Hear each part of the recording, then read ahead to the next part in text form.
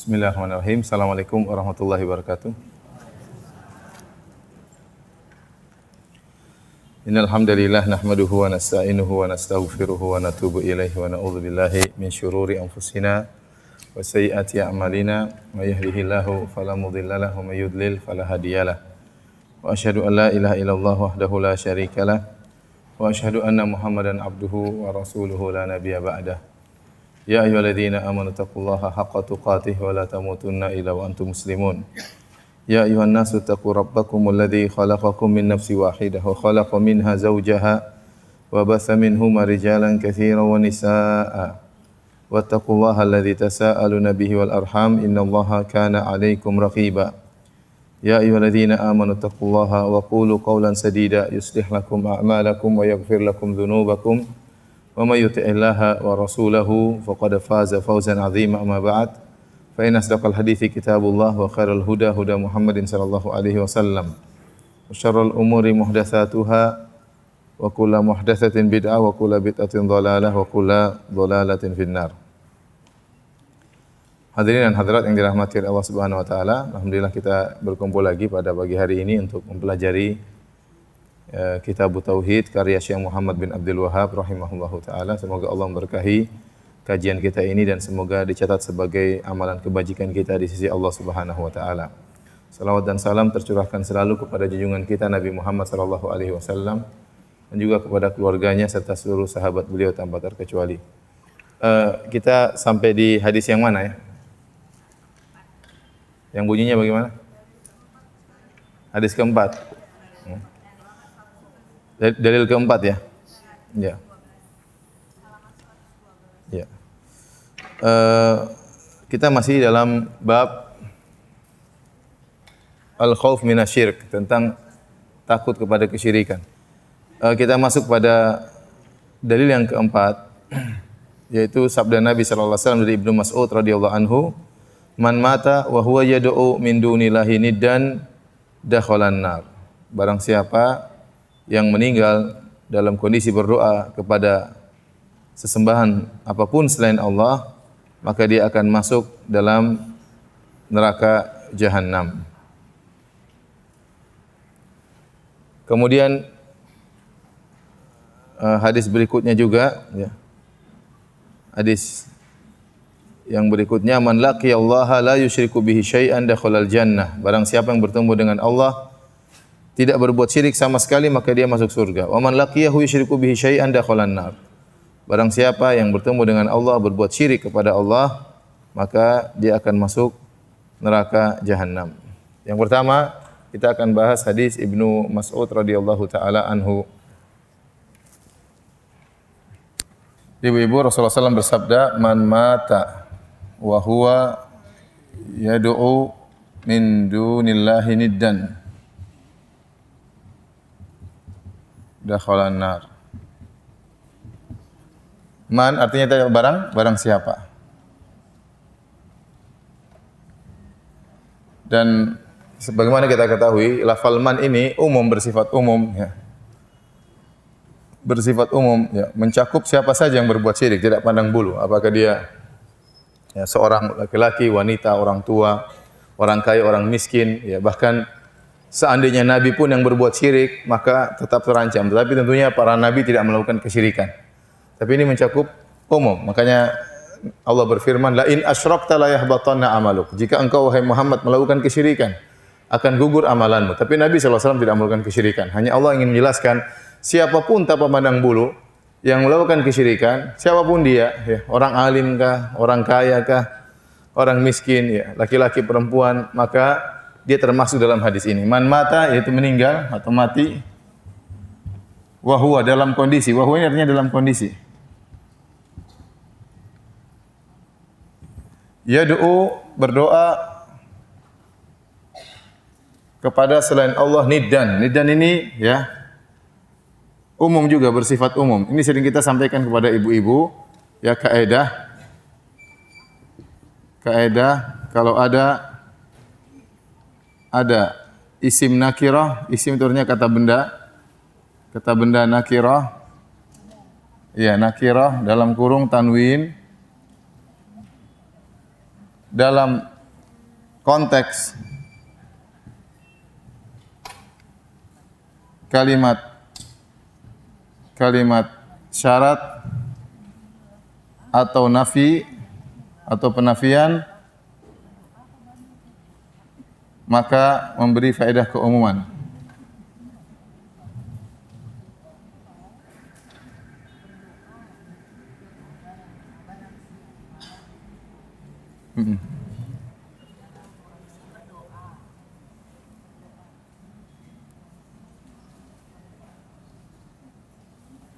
Jadi karena di sini nidan ya. Jadi barang siapa yang meninggal dalam kondisi berdoa kepada selain Allah, siapapun umum ini, apakah dia berdoa kepada nabi, apakah dia berdoa kepada wali, apakah dia berdoa kepada malaikat, apakah dia berdoa kepada jin ya. Ya, dakhalan nar, maka dia akan masuk neraka jahanam. Dia akan masuk neraka jahanam. Nah, kalimat doa sendiri, kalimat doa ibu-ibu,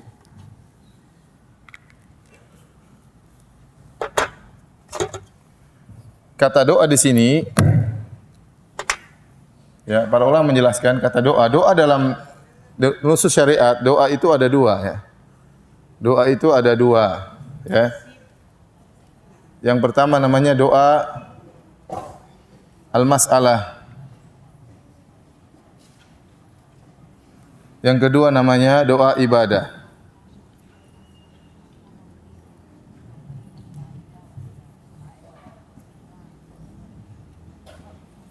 Doa masalah maksudnya doa seperti yang biasa kita lakukan, yaitu berdoa. Berdoa meminta.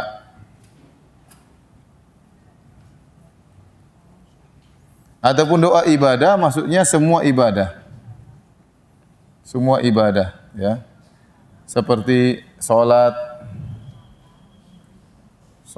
ya, haji ya.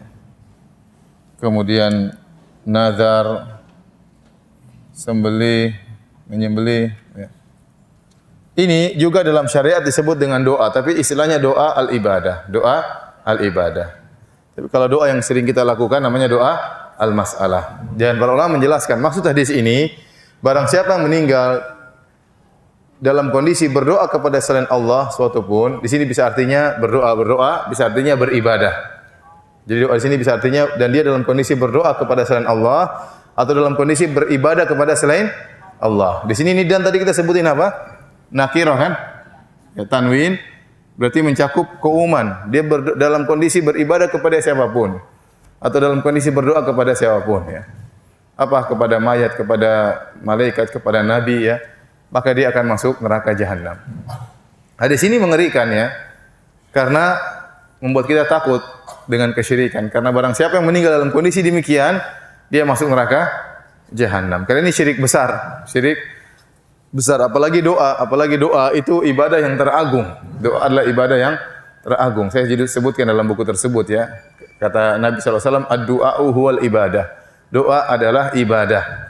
Demikian juga dalam riwayat yang dhaif, riwayat yang lemah, Nabi SAW berkata, ad-du'a'u mukhul ibadah. Doa itu adalah intisari daripada ibadah. Kenapa? Karena tatkala seorang berdoa, dia benar-benar menampakkan kerendahan dan kehinaannya.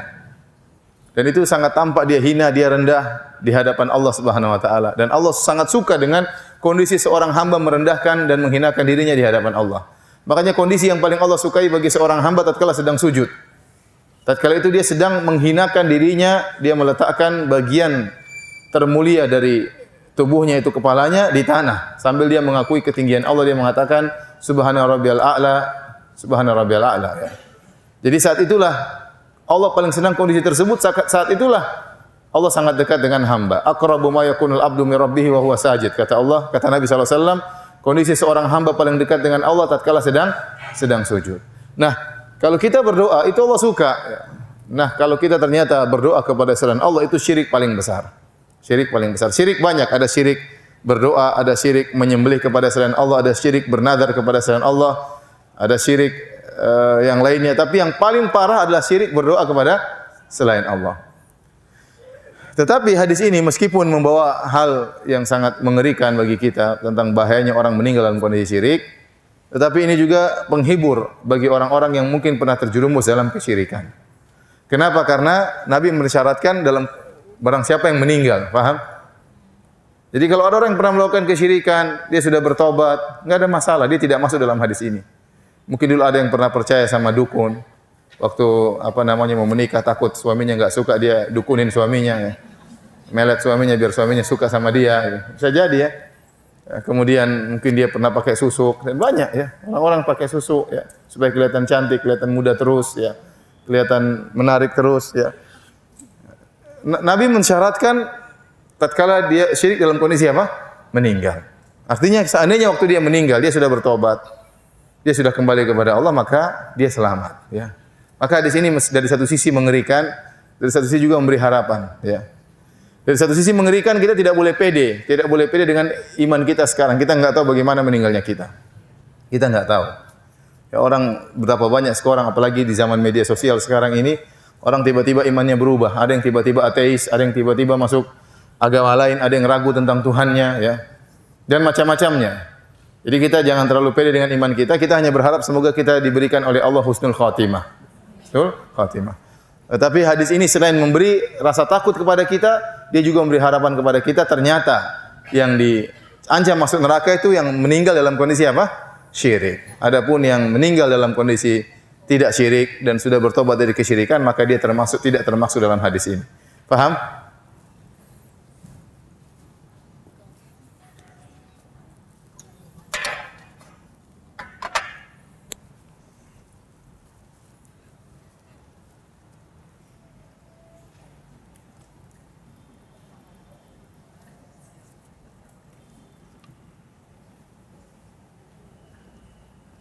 Sudah ibu-ibu? Sudah ya? Kita lanjutkan.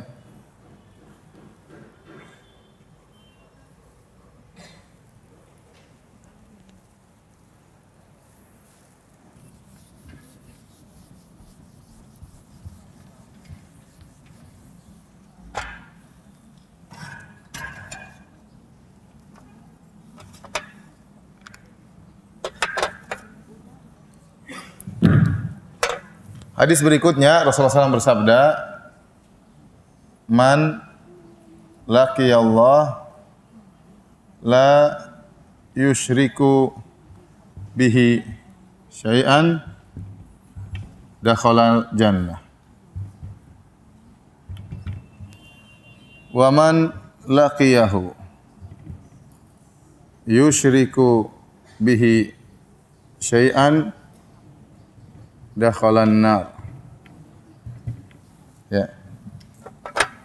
Artinya ya. Ibu artinya apa? Man artinya barang siapa. Saya dengar-dengar sekarang bahasa Indonesia baku tidak lagi barang siapa, siapa aja enggak pakai barang ya. Saya dengar-dengar seperti itu. Jadi saya pernah nulis di protes, yang benar tidak pakai barang siapa, bilang aja siapa saja. Dan itu mungkin lebih tepat ya. Karena barang kayaknya ada yang dibawa ya.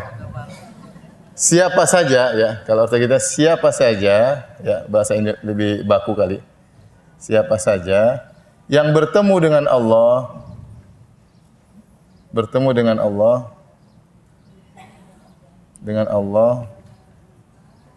tidak syirik ya kepadanya sama sekali, maka masuk apa? Masuk surga. Barang siapa atau siapa ya?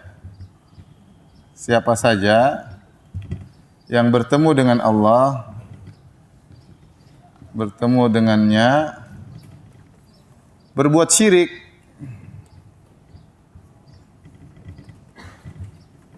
dengan sesuatu pun,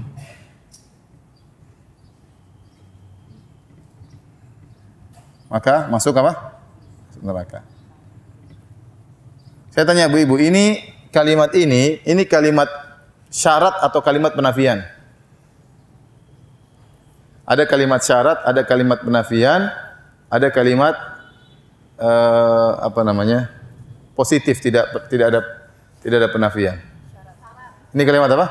Syarat, iya. Kalau penafian ya tidak begini-begini, namanya ada tidak, atau jangan, tidak, itu namanya penafian. Ini kalimat apa? Syarat. Dan tadi kita sudah sampaikan kaidah bahwasanya setiap kata atau kata benda yang nakirah, yang tanwin, yang datang dalam konteks kalimat syarat atau penafian memberikan faedah apa? Keumuman. Di sini yang nakirah yang mana yang tanwin ini kan? Syai'an ya. Jadi kalau kita artikan barang siapapun yang bertemu dengan Allah tidak berbuat syirik kepada Allah sedikit pun, apapun dia tidak melakukan kesyirikan, maka dia akan masuk surga. Ini syarat yang berat. Syarat yang berat. Tapi seorang berusaha untuk waktu meninggal bertemu dengan Allah tidak ada syirik sama sekali. Jadi hadis ini tidak memberi syarat kepada kita, kamu tidak boleh syirik sama sekali, tidak. Tetapi yang jadi patokan adalah tatkala meninggal bertemu dengan Allah. Jadi seorang melatih dirinya untuk menghilangkan kesyirikan sedikit demi sedikit. Karena tidak mudah kita untuk membersihkan hati dari riya, tidak mudah. Manusia asalnya suka dipuji, ingin disanjung, ingin diakui. Ya, manusia asalnya ingin kalau melakukan amalan ingin dilihat oleh orang lain, ya. Maka dia kikis perasaan itu sedikit demi sedikit, terus dia kikis, dia belajar tauhid, kemudian dia berusaha mengikhlaskan dirinya, melatih dirinya untuk tidak memamerkan amalan dia, lama-lama sampai dia kuat tauhidnya, kemudian dia meninggal dalam kondisi demikian, maka dia pasti masuk surga. Jadi ibu-ibu, latih diri untuk ikhlas. Latih diri jangan suka pamer amal ibadah. Jangan suka nge-share amal ibadah. Jangan suka cerita sana sini ya tentang ibadah yang dia lakukan. Jangan suka riya, jangan suka ujub. Ya, karena itu penyakit menimpa kita semua, menimpa ibu-ibu, menimpa bapak, menimpa saya sebagai ustadz. Maka kita harus melatih diri kita sampai kita mencapai titik yang sangat sempurna, yaitu kita meninggal dalam kondisi tidak ada syirik sama sekali. Kalau ada keyakinan-keyakinan tentang hal-hal yang tatoyur, ini hari sial, anu sial, begini-begini, ditepis, dibersihkan sedikit demi sedikit. Kemudian barang siapa yang bertemu dengan Allah, berbuat syirik sedikit pun dia pasti masuk neraka. Ini juga mengerikan. Ya, karena seorang meninggal lagi riya terus meninggal repot ya. Ya, riya lagi meninggal repot ya. Dia syirik kecil tapi berbahaya. Tapi tetap apa? Berbahaya ya. Lagi meninggal kemudian punya keyakinan-keyakinan yang salah tentang Allah Subhanahu wa taala ya. Maka berbahaya. Oleh karenanya hadis ini juga sebagaimana saya katakan ya, memberi peringatan dan juga memberi apa? Harapan. Memberi peringatan juga memberi harapan. Kita berharap semoga bisa mencapai kesempurnaan dengan terus mengaji tauhid agar kita meninggal dalam kondisi tauhid kita bersih ya, dan juga kalau kita pernah melakukan kesyirikan maka kita berusaha bertobat kepada Allah ya agar kita meninggal tidak ada noda syirik sama sekali ya.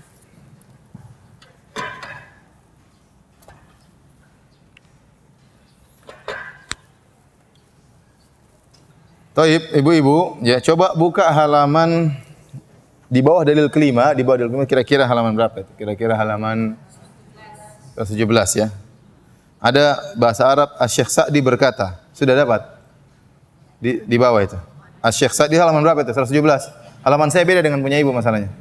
117 ya. Beliau berkata, fa innal ikhlas bi tabi'atihi yadfa'u syirkal akbar wal asghar. Sungguhnya ikhlas itu secara tabiatnya akan menolak syirik besar maupun syirik asghar. Wa kullu man waqa'a minhu naw'un minasy-syirk, maka siapa yang terjerumus dalam jenis kesyirikan falidhafi ikhlasihi, karena lemah ikhlasnya. Jadi seorang kalau dia semakin ikhlas, dia tidak mudah kena riya. Suatu yang sangat logis bahwasanya ikhlas dan riya adalah suatu yang sangat kontradiktif. Semakin seorang menguatkan ikhlasnya, maka ruang buat riya semakin sempit. Maka seorang melatih dirinya sejak awal bahwasanya dia ikhlas karena Allah, dia tidak mengharap pujian manusia, dia tidak mengharap sanjungan manusia. Ada orang cela dia karena tidak tahu amalan dia, tidak perlu dia ceritakan, sudahlah biarin apa kata orang. Terkadang kita mendapati orang mencela kita, menuduh kita macam-macam, padahal kita tidak demikian. Terkadang kita sampaikan, dia tidak percaya, sudahlah. Masa kita membeberkan amalan kita semua sama dia? Rugi, mau cari muka sama dia. Akhirnya pahala kita berkurang dari pahala amalan tersembunyi menjadi amalan yang nampak ya. Maka maksud saya kalau seorang ikhlas dengan secara tabiatnya ada riya, dia pasti sinyalnya berbunyi dalam hatinya, itu riya. Kenapa kamu seperti itu? Kenapa? Karena dia ikhlas. Kalau orang tidak pernah perhatian terhadap ikhlas, mau riya mau dia enggak peduli. Dia enggak peduli ya. Maka seorang menguatkan ikhlasnya, latih dirinya bahwasanya dia beribadah bukan ingin mencari sanjungan manusia, bukan ingin mencari ya dunia, tapi dia benar-benar karena Allah Subhanahu wa taala. Karena namanya dalam pergaulan seperti itu, kita kadang ingin cerita sama orang, Kadang kita sebagai panitia ingin tampil, diketahui kitalah yang panitianya, kitalah yang donaturnya, kita macam-macam ya, kitalah yang telah membuat iklan ini. Kita ingin orang tahu. Itu harus kita tepis sedikit demi sedikit. Karena kalau ikhlas kita semakin kuat, ruang untuk riya tidak ada. Tapi kalau ikhlas kita semakin lemah, ruang untuk riya, untuk pamer, untuk ujub semakin besar. Semakin besar. Taib. Kita selesai dari bab ke-4. Ya. Sekarang kita masuk bab ke-5. Bab ad-du'a ila syahadati alla ilaha illallah. Bab ad-du'a ila syahadati alla ilaha illallah. Bab tentang berdakwah kepada la ilaha illallah, kepada syahadah la ilaha illallah.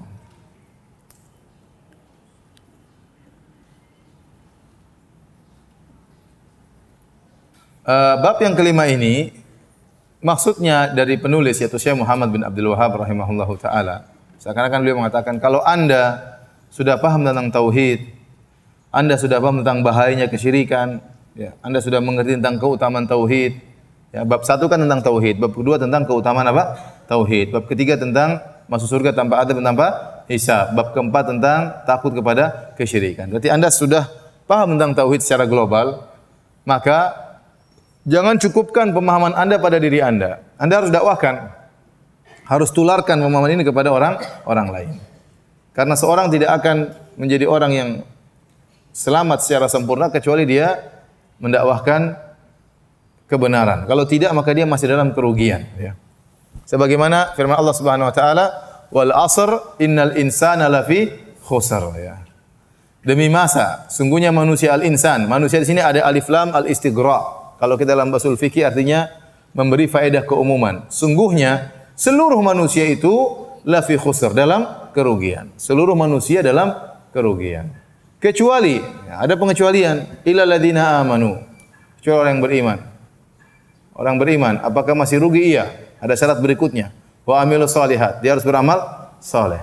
Amal saleh masih rugi? Iya, masih rugi. Wa tawasau bil haq. Harus dia saling mengingatkan dalam kebaikan. Wa tawasau bis sabar. Harus dia saling mengingatkan dalam kesabaran. Berarti seorang itu hanya bisa terlepas dari segala bentuk kerugian kalau dia beriman, beramal saleh, saling menasihati dalam kebaikan, saling menasihati dalam apa? Kesabaran. Baru dia terlepas dari segala kerugian. Kalau dia tidak memenuhi 4 persyaratan ini, dia masih dalam kerugian. Paham? Saya ulangi ayatnya. Antum ibu-ibu, bapak semua sudah hafal surat Al-Asr. Wal 'asr innal insana lafi khusr. Demi masa sungguhnya manusia seluruhnya dalam kerugian. Ini mencakup kita seluruhnya. Kecuali siapa yang memenuhi 4 persyaratan? Yang beriman, beramal saleh dan mewasiatkan kebaikan dan mewasiatkan apa? Kesabaran. Kalau iman saja kita sudah paham tauhid. Kita sudah amalkan tauhid, beramal saleh, masih belum sempurna. Masih ada poin berikutnya ya, harus mendakwahkan, saling ingatkan. Jangan kita saja yang bertauhid, ada orang melakukan kesyirikan tidak kita tegur. Enggak enak, pekaiwo. Enggak benar seperti itu. Ya. Ada orang mengucapkan kalimat-kalimat yang buruk, orang melakukan syirik akbar, syirik kecil tidak kita tegur. Ini belum sempurna. Maka seorang harus mendakwakan tauhid, harus mendakwakan tauhid. Dan sering saya sampaikan bahwasanya tauhid itu ya adalah dakwah yang tidak pernah basi sampai hari kiamat. Ada orang mengatakan ngapain sekarang dakwah tauhid? Sekarang sudah zaman modern, mana ada orang berbuat syirik? Di zaman modern ini masih banyak orang berbuat syirik. Kemarin saja Kanjeng Dimas bikin apa namanya? Banyak orang percaya. Saya ngisi di Peruri, perusahaan percetakan uang. Saya bilang gimana itu Peruri bikin perusahaan besar-besar, Kanjeng Dimas tinggal bikin apa? Duit ya. Hampir-hampir perusahaan kita tutup Ustaz katanya. Atau kita tarik aja jadi rekanan buat nyetak uang ya. Masih aja orang percaya seperti itu. Pakai sholawat inilah sholawat. Masih banyak percaya sama dukun, masih banyak percaya sama ramalan, masih banyak. Masih banyak orang percaya di zaman yang super modern, zaman now ini masih banyak orang percaya nomor 13 angka sial. Masih banyak atau tidak? Masih banyak ya. Masih banyak. Ya. Terus kita bilang bahwasanya dakwah tauhid adalah dakwah yang sudah jumud, dakwah yang sudah kuno. Enggak, itu dakwah terus ada. Selama setan masih hidup, iblis masih hidup, maka iblis akan menggelincirkan orang dari tauhid ya. Maka dakwah tauhid terus kita tegakkan sampai kapanpun, sampai kapanpun. Karena kesyirikan terus ada. Bukankah orang-orang Nasara, orang musyrikin? Orang Nasara musyrikin atau bukan? Musyrikin jumlah mereka miliaran, masih banyak. Orang Yahudi musyrikin bukan? Musyrikin. Orang-orang Jepang musyrikin atau penyembah matahari musyrikin bukan? Orang India miliaran orang sana musyrikin Hindu. Ya, terus kita bilang tauhid sudah selesai. Siapa bilang tauhid sudah selesai? Tidak pernah selesai. Kesyirikan masih banyak di mana-mana. Kemudian seorang mengatakan, jangan tauhid terus kita. Kemudian penyimpangan dalam kesesatan pemikiran masih banyak. Syiah masih banyak atau tidak? Syiah banyak melakukan syirik, Syiah. Belum penyimpangan dalam masalah tauhid asma wa sifat. Mu'tazilah masih banyak orang mendukung Muhammad Mu'tazilah masih banyak. Mendukung Jahmiyah masih banyak. Pemikiran Khawarij masih ada, ya. Oleh karenanya tidak benar bahwasanya sudahlah kita tidak usah bahas masalah begini, kita bahas saja masalah-masalah yang kita sepakati. Kalau yang bahas masalah kita sepakati gampang ya. Insyaallah kita juga bahas. Tapi masalah tasfiyah, pembersihan pemikiran juga perlu. Ya, kita jangan cuma membahas yang ada sebagian orang dai hanya ingin cari enaknya, dia tidak ingin bahas masalah-masalah khilafiyah agar dia disukai oleh seluruh golongan ya. Enggak benar, dia tidak amanah kalau begitu. Kalau dia tahu salah dia harus tegur ya. Anda jadi seorang dai punya tanggung jawab di hadapan Allah Subhanahu wa taala. Kalau ada kesalahan tegur. Kalau ada pun mendakwahkan yang kita sepakat-sepakat semua ya semua orang memang kita disenangi oleh semua orang, diundang sana sini. Tapi apakah itu tujuan dakwah? Ya. Dai banyak tapi yang khusus untuk mendakwahi ahlul kitab masih kurang. Kita bangga dengan adanya Dr. Zakir Naik ya. Meskipun Dr. Zakir Naik pada dasarnya dia bukan ulama ya. Dia dokter, kemudian dia belajar agama dan dia spesialis masalah perbandingan agama. Lebih indah lagi kalau seandainya beliau punya dasar agama yang lebih hebat ya. Tapi dengan begitu saja beliau sudah melakukan banyak keajaiban Dr. Zakir Naik ya.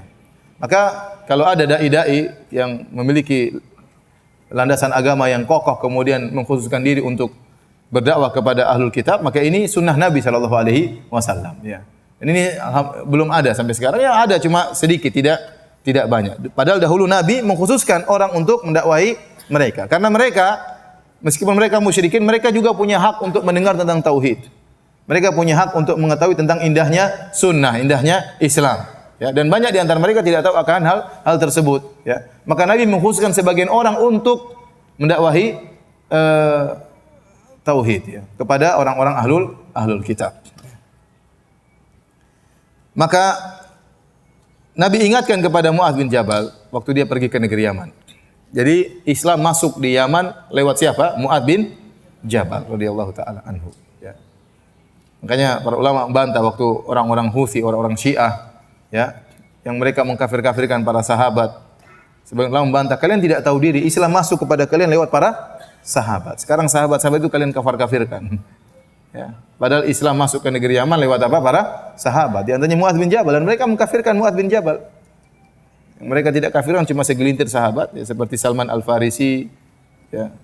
Kemudian Ammar bin Yasir, Al-Miqdad Al-Aswad ya. Cuma beberapa sahabat, yang lainnya mereka kafirkan. Kemudian kata Nabi, "Falyakun awwala ma tad'uhum ilaihi syahadatu alla ilaha illallah." Jadikanlah dakwamu yang pertama kali adalah la ilaha illallah. Ini dalil bahwasanya la ilaha illallah maknanya tidak ada sembahan yang berhak disembah kecuali Allah. Bukan tidak ada yang mencipta kecuali Allah. Kalau tidak ada yang mencipta kecuali Allah, maka Yahudi Nasrani juga meyakini hal tersebut, ya atau tidak? Orang Yahudi kalau antum tanya siapa Tuhannya, mereka bilang siapa? Allah. Orang Nasrani kalau antum tanya siapa Tuhan mereka yang menciptakan alam semesta, kata mereka Tuhan Bapa, yaitu Allah Subhanahu wa taala. Jadi mereka juga meyakini yang menciptakan hanyalah siapa? Allah Subhanahu wa taala. Tatkala Nabi menyuruh Mu'adz menyampaikan kepada mereka tauhid, la ilaha illallah, berarti la ilaha illallah itu artinya bukan tidak ada yang mencipta kecuali Allah. Kalau artinya tidak ada yang mencipta kecuali Allah, maka Yahudi dan Nasrani sudah bertauhid. Paham? Tetapi arti tauhid adalah tidak ada yang berhak disembah kecuali Allah. Makanya orang Nasrani dan Yahudi mereka menyembah selain Allah perlu diingatkan, perlu diperbaiki agar mereka tidak menyembah kecuali hanya Allah.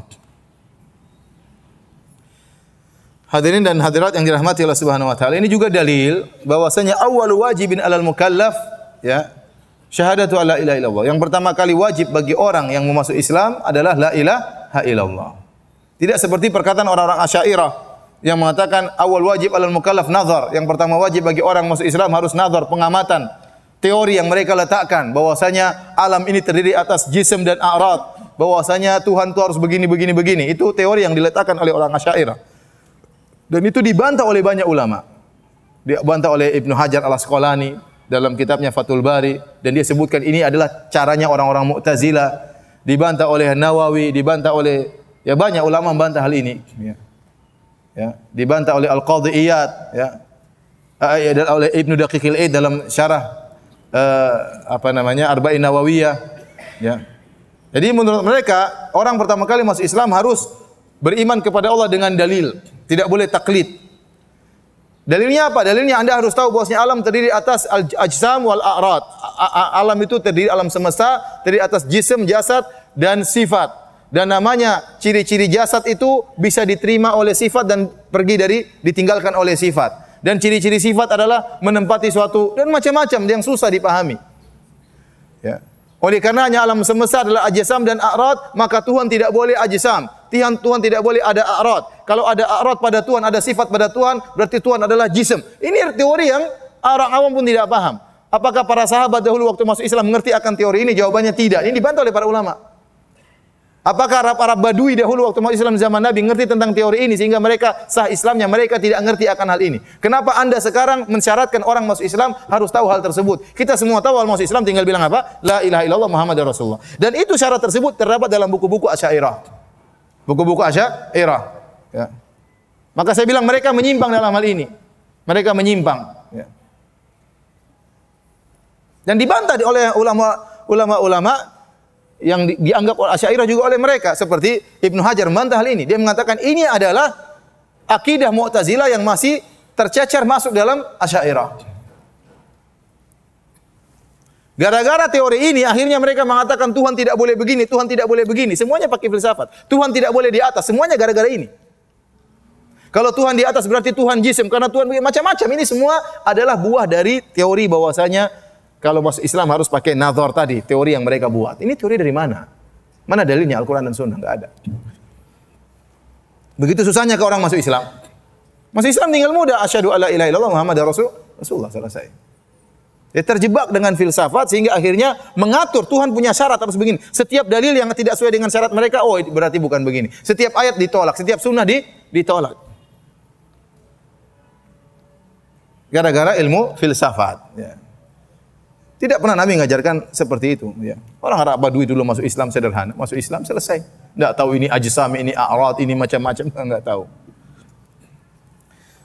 Jadi pertama kali wajib masuk Islam mengucapkan apa? Asyhadu alla ilaha illallah Muhammadur Rasulullah, selesai. Kata Nabi, fa inhum ata'uka lidzalik. Kalau mereka taat kepadamu dalam hal ini, maka ajarkanlah bahwasanya Allah mewajibkan atas mereka salat 5 waktu. Jadi bertahap. Sudah ngaku asyhadu alla ilaha illallah Muhammadur Rasulullah, maka salat 5 waktu, sehari semalam.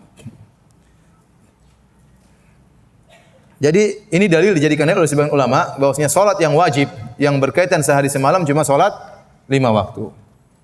Yang berkaitan sehari semalam. Salat Id, salat yang lain bukan pembahasan kita. Pembahasan kita kalau salat setahun sekali, salat Jumat seminggu sekali, paham? Yang kita berkaitan tentang salat yang sehari semalam. Yang wajib cuma 5 waktu. Dari sini kata mereka witir tidak wajib karena dia adalah salat yang sehari semalam, tapi keluar dari 5 waktu. Ini juga dijadikan dalil bahwasanya salat tahiyatul masjid juga tidak wajib karena dia berkaitan dengan sehari semalam. Laki-laki pasti setiap hari pergi ke masjid. Seandainya tahiyatul masjid wajib, Nabi akan sebutin bahwasanya di antaranya juga tahiyatul masjid. Allah alam bisa ini ada khilaf di kalangan para ulama tentang apakah tahiyatul masjid wajib atau tidak. Yang mengatakan tidak wajib kata mereka ini salat rutinitas sehari semalam, namun tidak disebutkan oleh Nabi wajib, berarti tidak wajib. Kalau mereka fainum ata'uka lidzalik, kalau mereka taat kepadamu untuk salat 5 kali sehari semalam, maka kabarkanlah kepada mereka Allah mewajibkan atas mereka sedekah, itu zakat. Tu'khadhu min aghniyaihim, yang diambil oleh orang kaya di antara mereka, faturaddu ala fuqara'ihim, yang dikembalikan orang miskin di antara mereka. Ini asalnya bahwasanya zakat tidak dikirim keluar, hukum asalnya. Hukum asalnya zakat adalah untuk daerah masing-masing. Karena orang miskin yang melihat orang kaya, dan mereka mungkin ada cemburu melihat orang kaya, tatkala orang kaya memberi harta kepada mereka, mereka tidak hasad lagi. Karena mereka tahu orang ini kaya, tapi nanti kalau pas pembagian zakat saya juga dapat dari dia. Itu di antara faedah. Terkadang zakat itu kita tampakkan, tidak kita sembunyikan. Orang kaya bagi zakat langsung, biar dilihat oleh orang miskin supaya dia tidak suudzon. Dia tahu orang kaya ini ternyata bagi-bagi apa? Rezekinya. Seperti itu. Jangan di-offer keluar, jangan di-offer keluar. Kecuali kalau ternyata di luar lebih butuh atau di sini sudah berkecukupan ya. Seperti sebagian daerah-daerah maju, negara-negara ya, negara-negara yang di sana orang Islam alhamdulillah tidak ada yang miskin, kaya-kaya misalnya. Ya, atau yang miskin sudah tercover semuanya. Ya, maka tinggal di-offer keluar. Fa innahum ata'uka lidzalik, kalau mereka sudah mau bayar zakat, fa iyyaka wa qara'ima amwalim, hati-hati engkau jangan kau ambil barang yang mereka sukai. Jadi misalnya mereka bayar zakat onta. Bayar zakat onta atau mereka bayar zakat kambing, kambing dibayar. Jangan cari kambing yang paling gemuk kamu ambil, jangan. Kata Nabi. Kalau kamu bayar zakat, ambil dari kambing yang sedang, ambil kambing tersebut. Ambil onta yang sedang, ambil. Jangan cari onta yang paling bagus kamu ambil. Kenapa? Kalau kau ambil onta yang paling bagus untuk mengambil zakatnya, karena ada zakat yang bayar onta, zakat yang bayar apa? Kambing. Kau ambil kambing yang paling bagus, berarti kau telah berbuat zalim kepada mereka. Makanya Nabi mengatakan, wattaqi da'watal mazlum. Hati-hati jangan kau menzalimi mereka dengan mengambil harta yang paling indah yang mereka miliki, dan hati-hatilah engkau dengan dakwah orang yang dizalimi. Karena tidak ada perantara, tidak ada penghalang antara doa tersebut dengan Allah Subhanahu wa taala. Sangat mudah dikabulkan, sangat mudah dikabulkan, ya.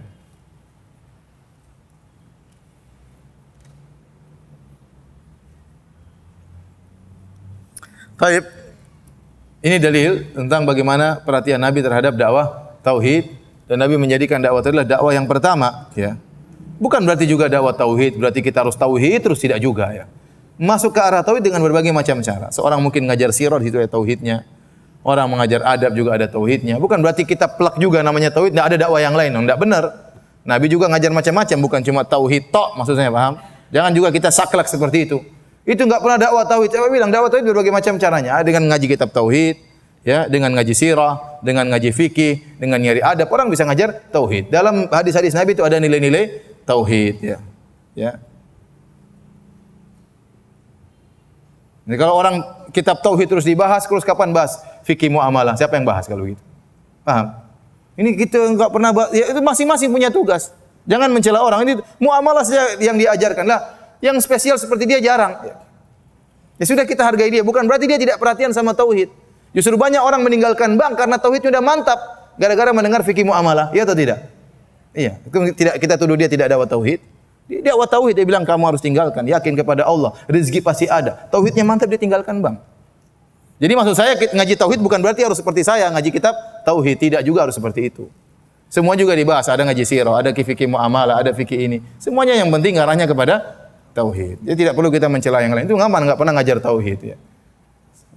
Terus kalau semuanya kayak ente ngajar tauhid, siapa yang ngajar fikih muamalah, siapa yang ngajar? Siapa yang bisa jawab pertanyaan?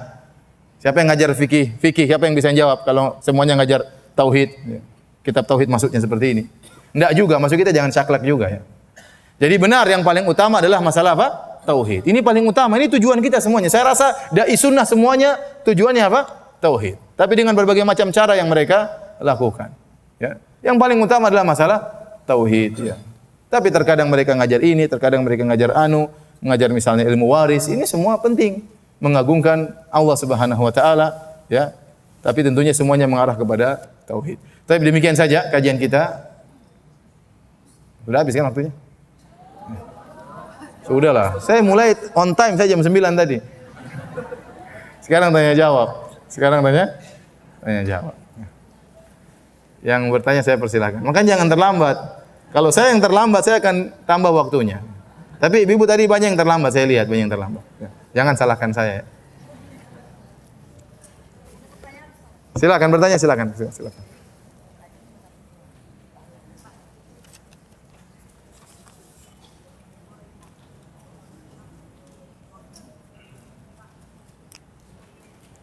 Saya mengikuti perguruan silat, di mana setiap anggotanya diwajibkan untuk menyimpan kain kafan dengan alasan untuk mengingatkan kepada kematian. Dan kain kafan itu bertuliskan nama, tanggal lahir dan weton saya. Weton itu maksudnya apa? Hah? Weton itu apa?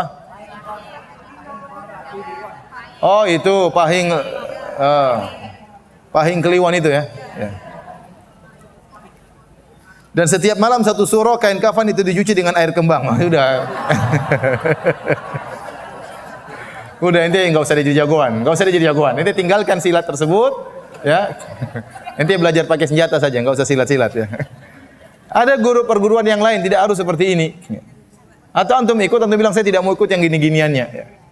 Karena kau ini kental dengan tenaga dalam, pakai jin-jin, apalagi ada acara satu suro, kain kafan macam-macam ditulis pakai kembang. Ini ritual yang tidak benar, ini khurafat. Ya, maka tinggalkan ya ilmu silat tersebut. Ya. Pokoknya masalah syirik jangan nyerempet-nyerempet deh. Ya, udahlah. Kita ingin meninggal dalam kondisi bersih dari segala bentuk kesyirikan. Yang serempet-serempet pun kita tidak mau.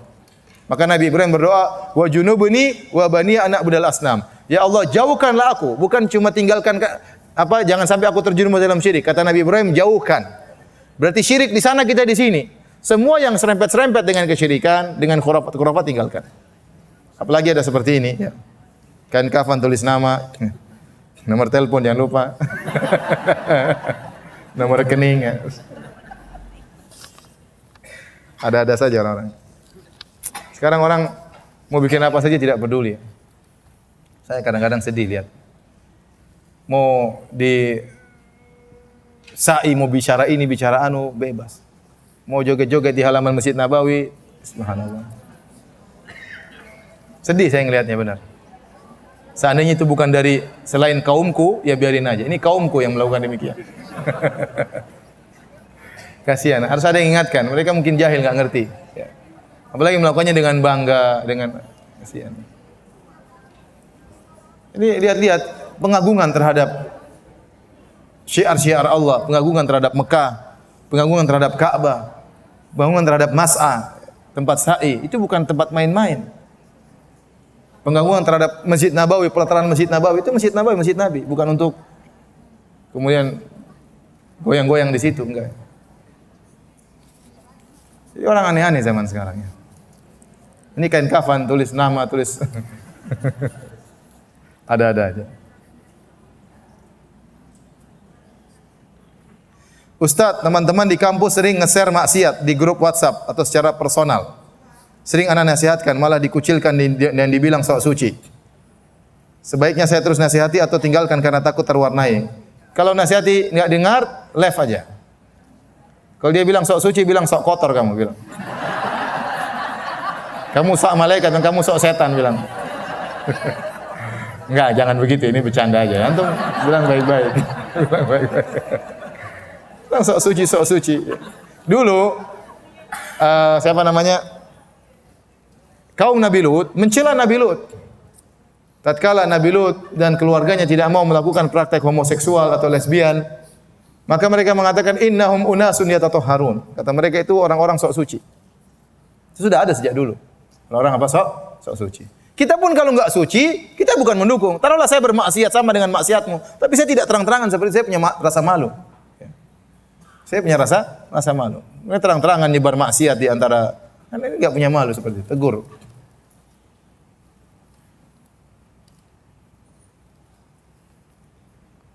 Bagaimana cara membayar puasa hutang Ramadan tahun lalu, sedangkan puasa tersebut tidak bisa dibayar dengan puasa Senin Kemis? Ya jangan puasa Senin Kemis. Puasa qadha ya. Enggak apa-apa harinya Senin, harinya Kemis enggak ada masalah. Atau Senin, Selasa, Rabu, Kamis, Jumat, Sabtu, Minggu juga enggak apa-apa. Tetapi niatnya jangan puasa sunnah, niatnya puasa qadha, punya hutang.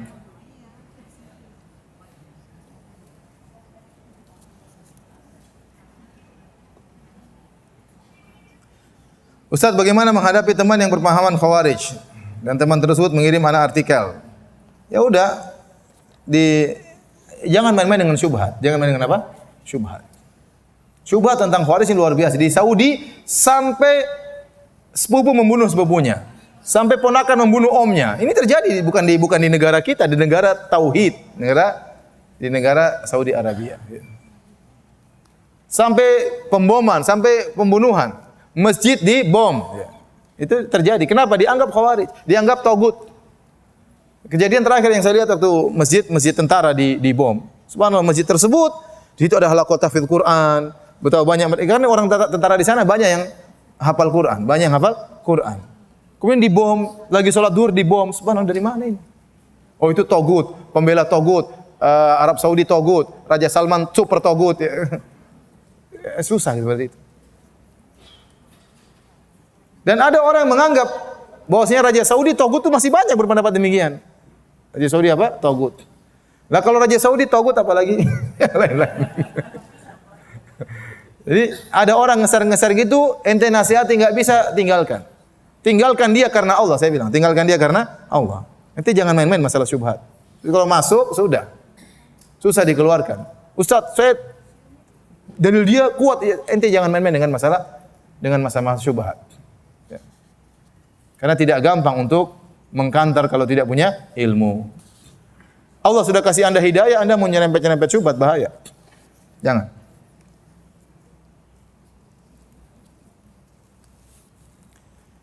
Ana sering lihat di Instagram banyak orang post video-video Ustadz, namun berupa potongan-potongan. Apakah Ustadz izinkan? Waduh, saya tidak tahu ya. Saya nggak pernah laporan ya. Saya nggak pernah laporan. Ya saya kalau bermanfaat saya tidak melarang. Ya.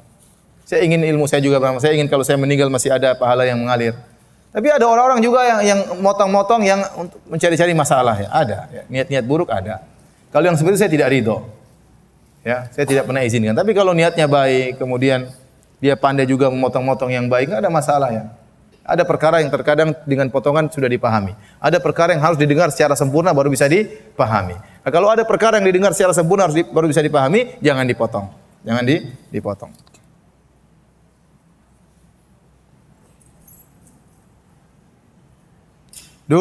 Dahulu seorang pernah pasang susu. Pergi ke dukun meminta-minta agar usahanya lancar. Lalu diberi jimat dan tokonya ditanam sesuatu. Kini orang tersebut sudah insaf. Apakah untuk mengeluarkan benda-benda yang ada di tubuhnya di tokonya harus datang kembali ke dukun? Bagaimana cara bertobatnya?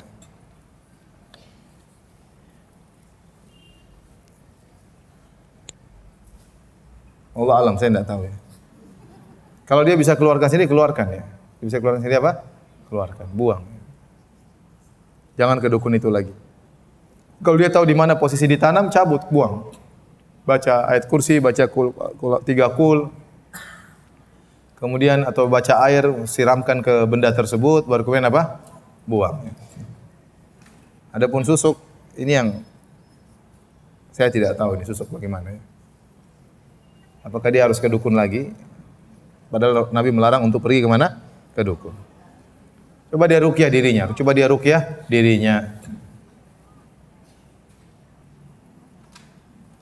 Bagaimana cara memberi sanksi pada diri sendiri bila diri tahu hal yang dilakukan adalah salah? Apakah cukup hanya dengan memperbaiki kesalahan itu? Terkadang salah yang sama selalu terulang tanpa sengaja. Kalau dia melakukan kesalahan, dia bertobat kepada Allah. Kalau kesalahan tersebut berkaitan dengan orang lain, maka dia harus minta dihalalkan dari orang tersebut atau dia mengembalikan hak orang lain ya. Adapun beri sanksi kepada diri sendiri saya tidak tahu ya, harus sanksi seperti apa, kesalahannya seperti apa saya tidak tahu ya. Tapi intinya kalau orang bersalah, dia bertobat kepada Allah. Kalau berkaitan dengan hak orang lain, dia kembalikan hak orang lain. Ustadz, bagaimana jika ada donatur yang ingin bersedekah tapi minta didoakan bagi penerima sedekah? Saya sebagai penyalur donasi, apakah tetap disampaikan ke penerima donasi sedekah? Karena rutin setiap minggunya beliau mendonasikan, tapi selalu minta didoakan agar anaknya bisa sembuh dari satu penyakit. Enggak apa-apa, sampaikan aja. Enggak apa sampaikan saja ya. Ustadz, bagaimana jika orang tua susah diajak untuk bertauhid? Kita sudah berkali-kali mengajak untuk meninggalkan riba, tapi tidak juga ditinggalkan. Berhutang di bank, ada terus kredit mobil. Apa termasuk berdosa jika kita mendiamkannya? Dan apa benar tindakan kami? Mohon nasihatnya Ustadz. Kami masih punya orang tua yang senang sekali leasing. Dan apa itu termasuk kesyirikan? Karena pernah berucap, kalau enggak begitu gimana mau hidup? Terima kasih Ustadz.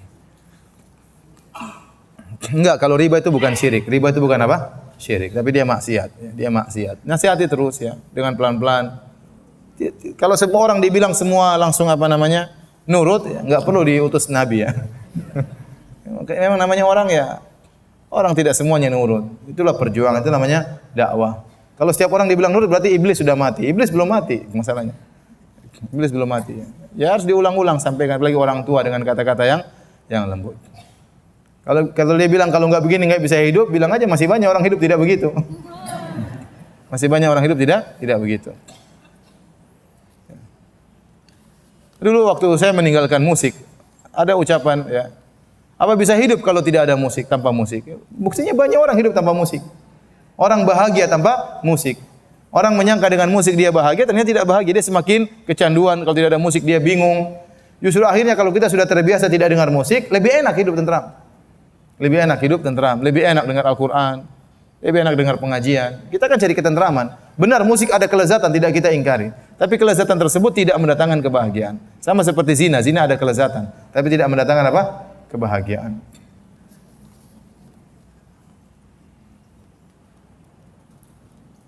Ada yang bilang manusia dan Tuhan seperti wayang dan dalangnya.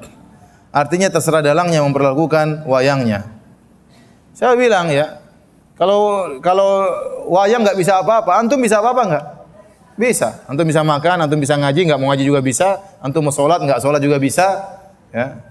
Antum mau hidup, mau bunuh diri juga bisa. Ya bisa ya. Ini perumpamaan yang tidak benar, tidak tepat. Ya. Karena manusia punya ikhtiar, manusia punya usaha. Benar semuanya sudah ditakdirkan, semuanya Allah yang sudah atur. Tapi kita tahu kita punya apa? Punya kehendak yang bisa kita kerjakan, bisa menolak, bisa menerima.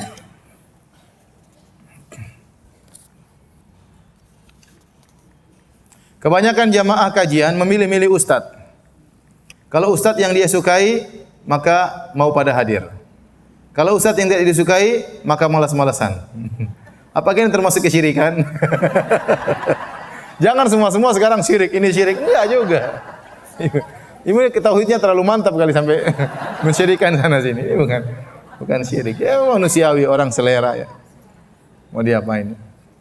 Saya pernah ngisi pengajian. Satu masjid besar, ya. Orang kebetulan waktu itu rame. Di tengah perjalanan, ketua DKM-nya minta berhenti. Kenapa? Saya minta waktunya, Ustaz, saya mau menyampaikan sesuatu. Silakan, ya, Bapak ketua DKM silakan. Profesor atau saya lupa, dokter. Intinya dia ceramah sebentar. Waktu itu sesi mau tanya jawab. Terus dia bilang, jangan hadir saja sama kajian Ustaz Firanda. Ustaz lain juga masih banyak, tolong hadir.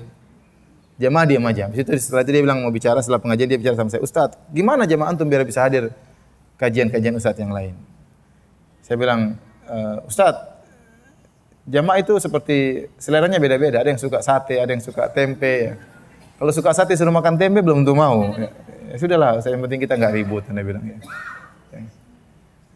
Jadi seorang berusaha belajar apa yang dia perlukan, Ada ustadz yang mungkin dia pandai berretorika tapi isinya tidak terlalu mendalam. Itu kelebihan yang Allah berikan kepada dia. Saya kenal sebagian ustadz, isinya tidak terlalu dalam tapi retorika itu perlu dan itu ilmu tersendiri. Ada orang yang ilmunya dalam tapi tidak pandai berretorika. Sehingga yang kalau hadir sedikit, tapi padahal ini pintar sekali, kita tahu. Kita tahu sejak di Jami'ah dia pintar sekali tapi dia tidak pandai berretorika ya. Nah, seorang terkadang suka yang begini, kita tidak bisa kita paksakan ya. Ada yang suka retorika, ada yang suka apa? Isinya. Ya. Kita memaksa ya. Tapi saya katakan seorang berusaha belajar dengan apa yang dia perlukan.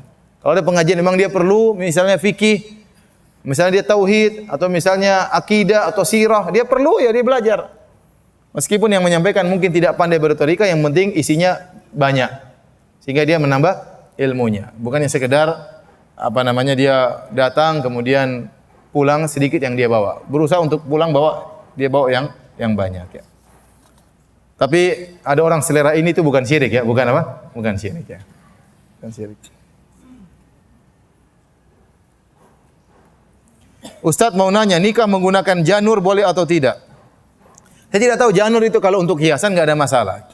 Tapi kalau janur tersebut ada keyakinan bahwasanya ini adalah maka tidak boleh. Adapun hiasan, saya rasa ketupat dari janur ya lebih enak atau mungkin dibuat hiasan-hiasan.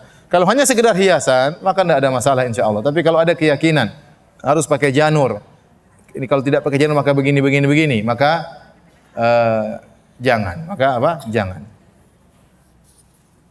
Kalau enggak pakai janur enggak serak, itu enggak benar ya. Sama seperti injak telur. Injak telur itu tradisi. Tapi kalau ada keyakinan kalau enggak injak telur nanti begini-begini maka itu tidak boleh. Berita toyur tidak boleh. Tapi ngapain juga telurnya diinjak? Saya juga bingung ya. Apa faedahnya telurnya diinjak? Kemungkinan besar ada keyakinan di balik itu. Ya. Kemungkinan ada keyakinan besar di balik itu. Beda dengan kalau misalnya ada orang ulang tahun dilemparin dengan telur, itu kayaknya bukan keyakinan ya, tapi ngerjain kalau gitu. Ya. Kita tidak bahas ulang tahun, tidak. Tapi orang ngelempar telur kepada orang lain tatkala ulang tahun itu bukan keyakinan, tapi apa? Ngerjain. Tapi kalau tatkala nikah harus injak telur, ini saya khawatir di balik itu ada keyakinan tertentu.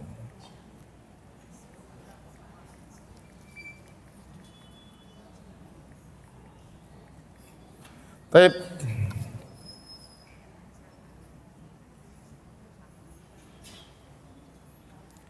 Suami saya tauhidnya sangat tinggi, namun keliru.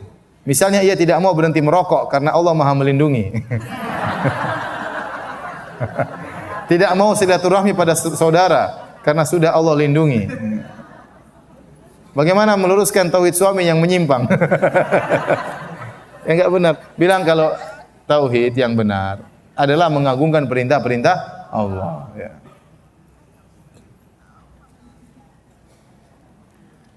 Perintah Allah suruh silaturahmi. Nah, kita mentauhidkan Allah berarti mengagungkan Allah. Kalau kita tidak silaturahmi berarti kita kurang mengagungkan perintah Allah. Tauhidnya dipertanyakan. Tauhidnya dipertanyakan. Sabarlah menasihati suami ya, sabar ya. Baik, demikian saja kajian kita. Ibu rahmatillah subhanahu wa taala. Insyaallah kita lanjutkan kesempatan yang lain ya. Jangan lupa lain waktu datang tepat waktu ya. Jangan telat ya. Demikian subhanakallah bihamdik asyhadu alla ilaha illa anta astaghfiruka wa atubu ilaik. Assalamualaikum warahmatullahi wabarakatuh.